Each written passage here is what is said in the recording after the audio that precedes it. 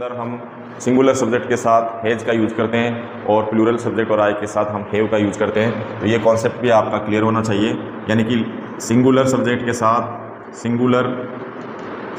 के साथ हम किसका यूज़ करते हैं, हैज का यूज़ करते हैं। और आई सब्जेक्ट हो या प्लूरल सब्जेक्ट हो या क्या हो, प्लूरल सब्जेक्ट हो, इसके साथ हम किसका यूज़ करते हैं, हैव का यूज़ करते हैं। और इन दोनों के साथ हमेशा आपको वर्ब की थर्ड फॉर्म देखने को मिलती है। लेकिन बच्चों ये तो बेसिक सा कॉन्सेप्ट है जो सभी स्टूडेंट्स का क्लियर होता है लगभग, क्योंकि ये तो बेसिक कॉन्सेप्ट है, तो इसको हमने समझा। इसके आगे बच्चों एक चीज़ मैं आपको बताऊं कॉन्सेप्ट के माध्यम से। सबसे पहली चीज़ समझना कि वर्ब की सेकंड फॉर्म आती है पास्ट इंडेफिनिट में। किसमें आती है, समझना ध्यान से, वो आती है पास्ट इंडेफिनिट के अंदर। और आपको पता है हैज और हैव, उसके साथ वर्ब की थर्ड फॉर्म आती है जो हम पढ़ रहे हैं प्रेजेंट परफेक्ट के अंदर। हम इस दोनों टेंसों के अंदर जो एक्शन होता है वो पास्ट में शुरू होता है, और हम इस वजह से इन दोनों को डिफ्रेंशिएट नहीं कर पाते और एग्जाम के अंदर जो क्वेश्चन देखते हैं उसके अंदर कंफ्यूज हो जाते हैं और एक दूसरे टेंस को इंटीग्रेटेड करने का प्रयास करते हैं, जिसकी वजह से हमारे क्वेश्चन क्या हो जाते हैं, गलत होने की संभावना बढ़ जाती है। तो सबसे एक टाइम लाइन के माध्यम से मैं आपको समझाना चाहूँगा कि इन दोनों के अंदर अंतर क्या होता है। बेटा वो चीज़ ध्यान से समझे आप, ताकि आप एग्जाम के अंदर गलती नहीं करो और सेंटेंस को देखकर आसानी से समझ जाओ कि ये पास्ट इंडेफिनिट का है या प्रेजेंट परफेक्ट का है। तो सिंपल सा है, जैसे ये मैंने लाइन बना ली, यहां पर मैंने 10:30 का टाइम दिया, यहां पर मैंने 11 बजे का टाइम दिया, यहां पर मैंने 12 का टाइम दिया। समझना बेटा ध्यान से, अच्छा कॉन्सेप्ट है।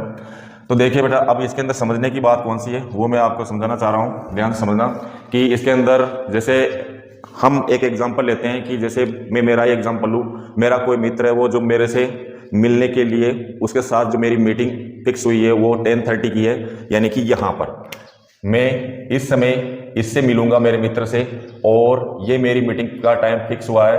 उसके बाद मैंने उसे कहा कि मैं 11 से 12 तक क्लास लेता हूँ, जैसे अभी ले रहा हूँ। 11 से 12 के बीच में मैं नहीं मिल पाऊंगा, ठीक है, 11 से 12 के बीच में मैं नहीं मिल पाऊंगा। फिर मिलना होगा तो कहाँ मिलेंगे, 12 बजे बाद मुझे मिलना। अब आप जानते हो समय के पंक्चुअल नहीं होते हुए ये जो मेरा मित्र है ये पहुंचता है मेरे पास 11:30 पे। समझना ध्यान से, मेरे पास पहुंचता है 11:30 पे। तो बेटा यहां पे देखना, इस कॉन्सेप्ट को समझना ध्यान से। अब यहां पर हमें देखने को मिला, क्या मिला यहाँ पे, समझना कि जो ये चीज है, अब वो 11:30 पे मीटिंग फिक्स हुई। अब मैं उससे 11 बजे से पहले मिल सकता था, 11 बजे से 12 बजे तक मेरी क्लास होने के कारण मैं उसे नहीं मिल सकता क्योंकि टाइम दिया नहीं था, 12 बजे बाद ही उसे मिलूंगा। तो जो ये मित्र है यह आया यहाँ पर, ये मित्र मेरे पास पहुंचता है, ये मित्र यहाँ पर पहुंचता है 11:30 पर। अब 11:30 पर ये आ गया, एक पॉसिबिलिटी बढ़ती है इस मित्र की, जो मेरे से मिलने आया मेरा फ्रेंड, उसकी एक पॉसिबिलिटी तो ये बनती है कि वो आकर नहीं मिलने के कारण क्या करे, वापस चले जाए। क्या हो जाए, वापस चला जाए। दूसरी पॉसिबिलिटी बनती है कि ये 11:30 पर आया है, 12 बजे तक मेरा वेट करे और वेट कर 12 बजे बाद मुझसे मिले, ठीक है। तो यहाँ पर जो आया और गया, आया और वापस गया, और यहाँ पर क्या किया उसने, आया और क्या किया, वेट किया, मेरा क्या किया, वेट किया। तो समझना ध्यान से कि जो काम स्टार्ट हुआ और कंप्लीट हो गया, इस कंडीशन के अंदर समझना, वो मेरा मित्र आया और वापस गया, क्योंकि मैं उससे नहीं मिला, क्योंकि 11 से 12 के बीच में उसे टाइम नहीं दिया था, तो ये वापस चला गया। तो ये वापस चला गया, तो बेटा ये कौन सा एक्शन हुआ, फिनिश्ड एक्शन। कौन सा हुआ, ये फिनिश्ड एक्शन। समझना ध्यान से, समझना, फिनिश्ड एक्शन हुआ, यानी कि आया और गया। लेकिन दूसरी पॉसिबिलिटी ये बनी कि वह आया और उसने वेट किया, तो ये कौन सा हो जाएगा, अनफिनिश्ड एक्शन। कौन सा हो जाएगा, अनफिनिश्ड एक्शन। समझना ध्यान से बहुत अच्छी तरह से। क्यों, क्योंकि देखो सुनना, इधर दोनों ही कंडीशन के अंदर ये पास्ट के अंदर जा रहे हैं, लेकिन पास्ट का एक काम तो खत्म हो गया, लेकिन इस कंडीशन, इस पॉसिबिलिटी के अंदर क्या हो रहा है कि पास्ट में यानी कि 11:30 पे वो आया तो सही, लेकिन उसका 12 बजे तक उस एक्शन का यहाँ पर इंपैक्ट रहा, यहाँ पर उसका प्रभाव रहा।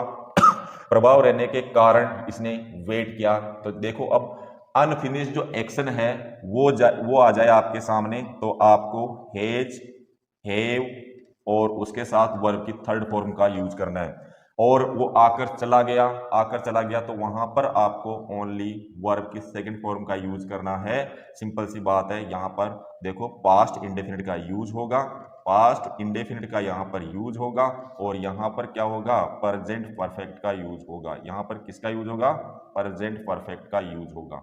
तो सिंपल सी बात आपको समझ में आई होगी। दोनों के अंदर डिफरेंशिएट किया मैंने, यहाँ पर आपको समझाने का प्रयास किया।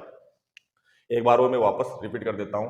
10:30 का मीटिंग का टाइम था, 11 से 12 के बीच में मना किया क्योंकि क्लास ले रहा था, लेकिन वो 11:30 बजे पहुंचता है। 11:30 बजे पहुंचने के बाद उसके बाद दो पॉसिबिलिटीज सामने आती, या तो वो वेट नहीं करे और वापस चला जाए, आकर वापस गया, पास्ट में आया और पास्ट में वापस चला गया, यानी काम कंप्लीट हुआ, फिनिश्ड एक्शन हुआ उसके साथ, तो वर्ब की सेकंड फॉर्म का यूज करना है। अगर मान लो वो आया पास्ट में, सुनना 11:30 बजे आया लेकिन वो वापस नहीं गया और उसने क्या किया, मेरा वेट किया 12 बजे तक उसने वेट किया।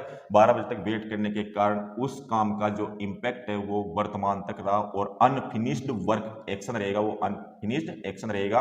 अनफिनिश्ड एक्शन के अंदर हम हैज हैव प्लस वर्ब की थर्ड फॉर्म यानी प्रेजेंट परफेक्ट का यूज करते हैं।